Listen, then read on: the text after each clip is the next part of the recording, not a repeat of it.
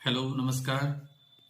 मैं डॉक्टर मोहम्मद मेहता वाला चिकित्सा पदाधिकारी अतिरिक्त प्राथमिक स्वास्थ्य केंद्र परिहारा बकरी बेगूसराय में नियुक्त हूँ। स्वस्थ हम स्वस्थ भारत, इस बात से हम शुरू करना चाहेंगे।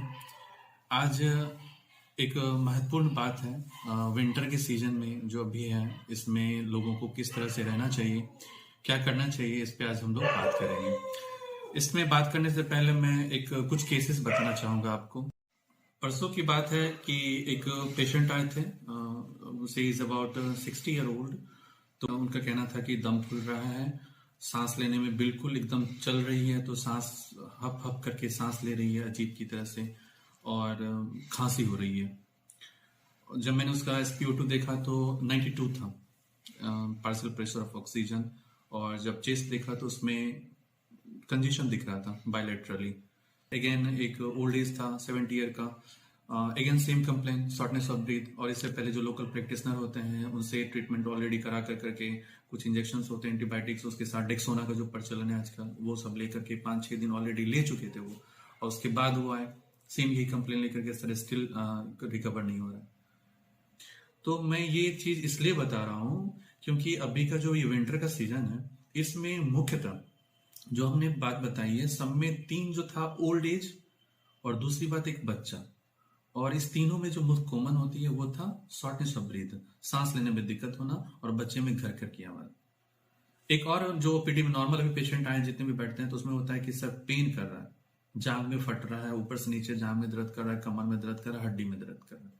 तो इस तरह के केसेस जो आते हैं ओपीडी में।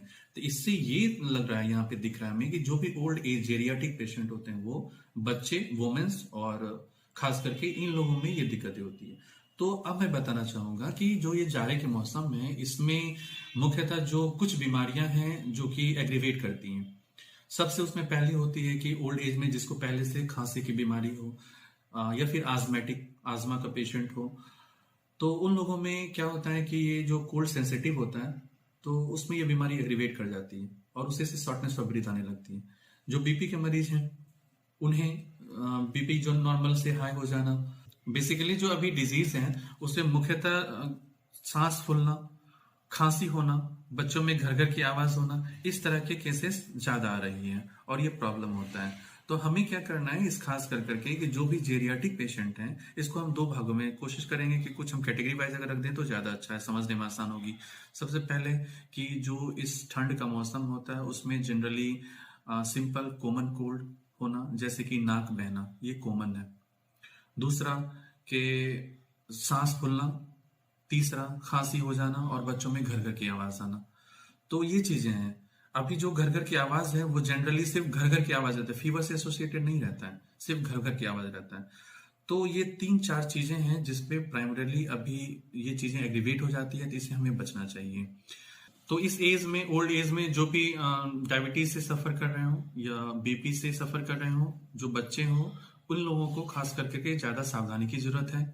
जो बच्चे हैं तो उन्हें गर्म कपड़े से ढक कर करके या घर में अच्छे से रखें, उन्हें ठंड का एक्सपोजर ना होने दें। नाक में हवा लगने से कॉमन कोल्ड, नाक बहना, ये बीमारी आती है। ज्यादातर बच्चों में जो घर घर खांसी की बीमारी होती है वो घर घर करके आने लगती है, तो ये ज्यादा सीवियर हो जाती है, इससे बचना चाहिए। ओल्ड एज में जो भी हैं, अगर खास कर करके बीपी की मरीज हैं, तो उन्हें सावधानियां बरतना चाहिए, और दवाई जो है, उनका मेडिकेशन वो रेगुलर वे में लेना चाहिए। हार्ट वाले जो भी पेशेंट है जिनका ऑलरेडी दवाई चल रहा हो, उन्हें जो मेडिसिन है वो लेना चाहिए। वो इसलिए क्योंकि ठंड के मौसम में जो होती है, ब्लड थोड़ा सा थिक हो जाते हैं, तो उसे थीन करने की जरूरत होती है। तो खास करके हार्ट वाले पेशेंट, बीपी वाले पेशेंट, इनको जो ऑन मेडिकेशन रेगुलर वे में लेना चाहिए। जो ओल्ड पेशेंट हैं जिनको चोट लगी हो, ट्रॉमेटिक पेशेंट हो, हड्डी वाले, तो उसमें बोन पेन एग्रीवेट होने की चांस रहती है, वो बढ़ती ही है, तो उन्हें इस सब चीजों से सावधानी रखनी चाहिए। ओवरऑल हम ये कहना चाहेंगे कि मुख्यतः जो भी ओल्ड एज के पेशेंट हो, बीमारी शुगर से, बीपी से, और बच्चे, इनको इस ठंड के मौसम में बचने की बहुत जरूरी है। डॉक्टर साहब, ये बात हुई बीमारी के बारे में। अब हम आपसे जानना चाहेंगे इसमें प्रिवेंशन के बारे में आप क्या कहेंगे? देखिए, बीमारी के बारे में मैंने अभी बताया है कि मुख्यतः फोकस करना चाहिए ओल्ड एज और बच्चों पे। ओल्ड एज में बीमारी मैंने स्पेसिफाई किया है कि जो भी बीपी के मरीज हों उन्हें, खास करके जो हृदय रोग से पीड़ित मरीज हों उनके लिए, और जो बोन से पीड़ित, जिसे बोन से प्रॉब्लम वाली चोट की हड्डी की बीमारी हो उसके लिए, आर्थराइटिस हो जाता है उस सब के लिए। तीसरी बात है सांस के लिए, सीओपीडी के लिए। ये 4 कैटेगरी आता है, तो इसमें हम बताना चाहेंगे वन बाय वन कर करके। अगर आप बीपी वाले की बात करते हैं तो बीपी वाले जो भी मरीज हैं उन्हें ये सावधानी रखना होगा कि जो भी उनके मेडिकेशन है वो टाइमली लें। वीक में एक बार बीपी अपना जरूर जांच करा लें। ठंड एक्सपोजर से थोड़ा बच के रहें। उनके लिए उनको जो भी अपनी सुविधाएं हो, अच्छे क्लोथ्स पहनना, घर में रहना या फिर आग का इस्तेमाल करना, जिस तरह से भी हो वो ठंड के एक्सपोजर से बचें। और डॉक्टर से नियर बाई कोई भी डॉक्टर हैं तो उनके संपर्क में बने रहें।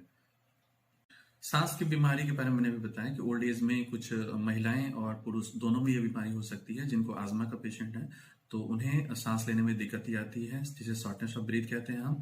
सांस लेने में बहुत तकलीफ होती है उन्हें। कितना तो पेशेंट आता है वो कहता है कि समय सांस ले नहीं पा रही है, मैं चलता हूं तो अजीब सा सांस फूलने लगता है, दम फूलने लगता है।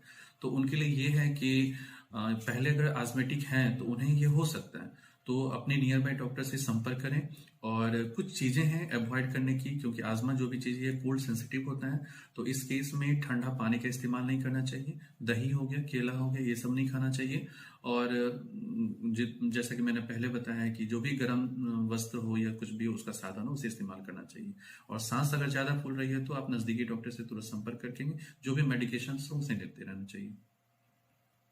और तीसरा एक मैंने बताया था बच्चों के लिए। तो बच्चों में क्या है ना कि हम लोग, बच्चों का जो शरीर होता है वो एडल्ट के कंपैरिजन में वो इम्यून सिस्टम उनका वीक होता है। जैसे हम लोग बहुत सारे डिजीज को, बहुत सारे बैक्टीरिया इन्फेक्शन को रेसिस्ट कर सकते हैं, कोल्ड एक्सपोजर को, हॉट को, सब एक्सपोजर को रेसिस्ट कर सकते हैं। बट बच्चों का इम्यूनिटी सिस्टम वीक होता है, तो उन्हें कोई भी चीज जैसे कोल्ड हो या गर्मी हो ज्यादा तेज लगती है। तो बच्चों में खास करके ज्यादा ध्यान रखना चाहिए। जैसे हवा लगने से बच्चों में नाक बहना होता है आम, जिसे कॉमन कोल्ड कहते हैं। तो ये वायरस बीमारी है, तो ये खुद ही सेल्फ ठीक हो जाती है। इसमें कोई भी अननेसेसरी एंटीबायोटिक इस्तेमाल करने की जरूरत नहीं है। थोड़ा बहुत अगर खांसी होती है तो उसे प्रिवेंशन में ही रख करके, घर पे ही रख करके जो घरेलू उपचार है वो करके ठीक करना चाहिए।